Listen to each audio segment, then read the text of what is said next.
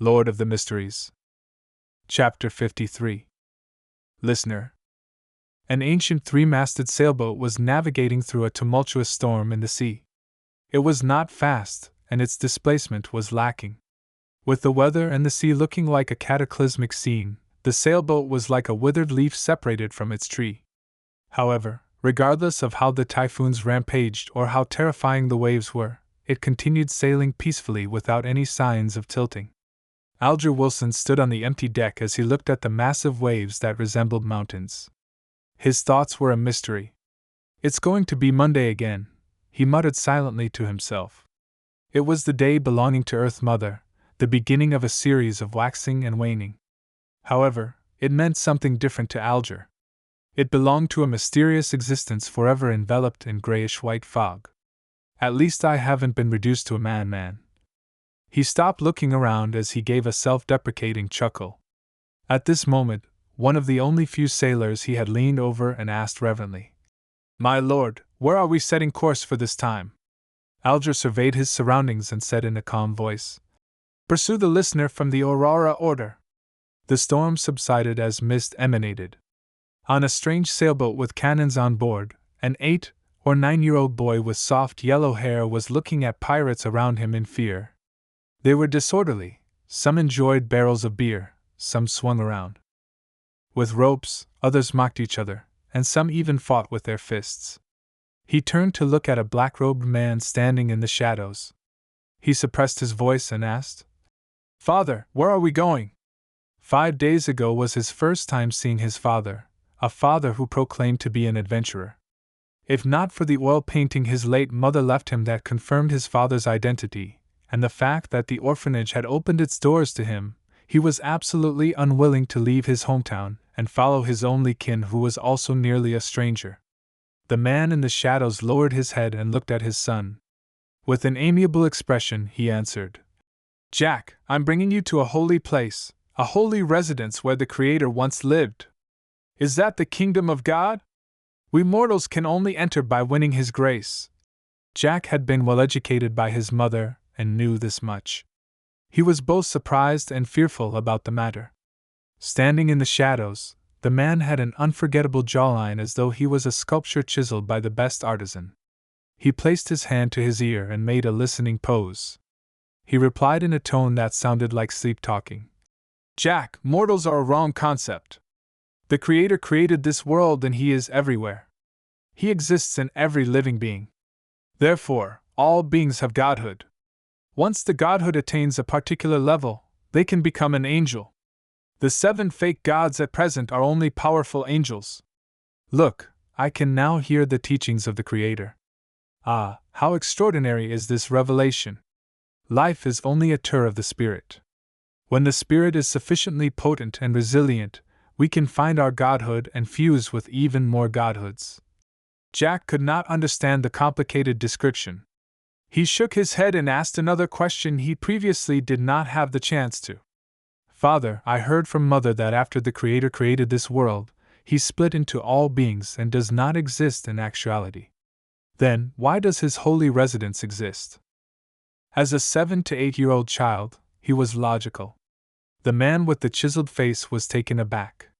He turned his head away as though he was listening to more murmurings. Suddenly he slumped down, knees on the deck. His exposed skin protruded black shards. He clenched his head with both hands as his expression warped, and he shouted in extreme pain, "They are lying!" After lunch, having had old Neil promise him that he would bring him to the underground market the next time he went, Klein slowly returned to the Blackthorn Security Company. He chose the 2 options of reading the documents in the staff office and practicing his abilities, or take the opportunity to go out and act as a seer in the divination club before Captain Dunn stopped him. However, before he could make the decision, he saw Dunn Smith walk in. He was dressed in the usual black trench coat and half-top hat. "Captain, any updates?" Klein thought of the whereabouts of the Antigonus family's notebook as he asked with concern. Without showing any signs of fatigue in his gray eyes, Dunn said, "The facts have corroborated that the Antigonus family's notebook is in Ray Bieber's hands. However, he has vanished completely. I have already informed the various Nighthawks teams of this matter through a telegram. They were requested to pay attention to the various piers and steam locomotive stations. The first batch of printed portraits was mailed out yesterday afternoon and will be printed in various major newspapers. How nice it would be if there were phones, fax machines, surveillance cameras, and big data. What a pity! I know how to use all of them and even understand a little of the logic behind it. Klein exhaled silently. But regardless, we can consider ourselves as having found the notebook. And this is all thanks to you.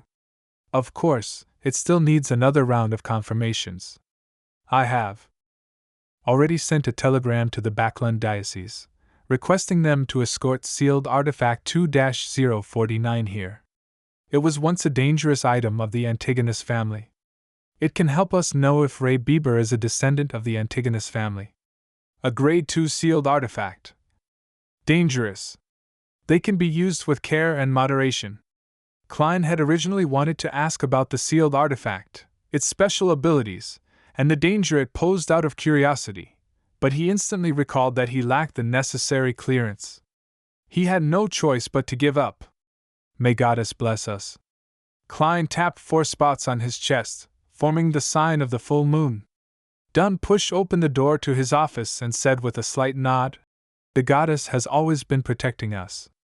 Klein, if you had not chosen Seer, you would be a formal member after this matter is verified. You could have chosen Sleepless, but pity. To be frank, I'm still puzzled over your choice. Although Corpse Collector is quite off-putting, you have seen daily as well. You should know that spirit mediums vary in strength. As for Mystery Priors, they're a good choice too. At the very least, you have Old Neil as a role model, so he will make sure the risk of losing control is minimized." With regards to this question, Klein had prepared an answer from the beginning. He just never had a chance to use it since Dunn did not ask. He was only able to answer in passing. He organized his words and said, "My considerations stem from the fact that Seers and Mystery Priors are considered Beyonders with a support role. They do not need to always face enemies, for that's too dangerous. And both you and Old Neil said that in the domain of mystery and Beyonders, curiosity and experimentation usually brings about terrifying outcomes. Describing Mystery Priors as prying mysteries made me worried, so... as you know, I was only an ordinary graduate not long ago.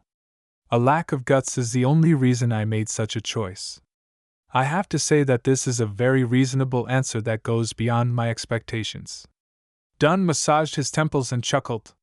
He turned halfway as his gray eyes sized up Klein. "Continue going out for now. Do not limit yourself to the paths leading from Welch's Place to Iron Cross Street. Perhaps you might sense the notebook and help us. Confirm Ray Bieber's location."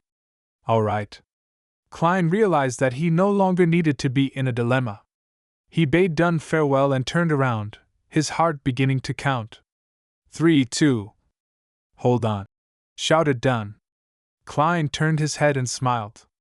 "Captain, is there anything else?" Dunn coughed slightly and said, "Well, support Beyonders have to fight their enemies from time to time. Although Seers sound like they can avoid such battles, they are not to be ignored. You have to maintain your shooting skills and work on increasing your strength. This is what I'm working hard towards." Klein pointed outside. "I'll be leaving." "All right." Wait a moment." Dunn shouted for him once more. As he pondered, he said, "Perhaps I have to consider hiring a combat trainer for you. Of course, this matter is under the premise that you become a formal member." Klein responded tersely before asking carefully, "Captain, is there anything else?" "No." Seeing Klein's unbelieving eyes, Dunn shook his head and smiled. He emphasized again, "Really, nothing." Only then did Klein walk past the partition divider. He bade farewell to Roseanne and Mrs. Oriana and headed to the shooting club for practice. With all of this done, he went to the divination club and saw the beautiful Angelica sitting there reading magazines leisurely. "Home," Klein silently read. With the cane in hand, he walked over and greeted with a smile. "Good afternoon, Madame Angelica." "Good afternoon, Mr. Moretti." In no rush, Angelica put down her magazine. She stood up and said, Not long after you left yesterday, Mr. Glassy came. He just recovered from a major illness. Klein heaved a sigh of relief as he smiled. That sure is something worth celebrating. Upon hearing this, Angelica, who was secretly observing him, lowered her voice and asked out of curiosity. Mr. Glassy said that you are a very, very, very magical doctor. Are you? What? Klein looked at the lady in front of him, suspecting if he was hearing things. What made him think I'm a doctor? Even I do not know,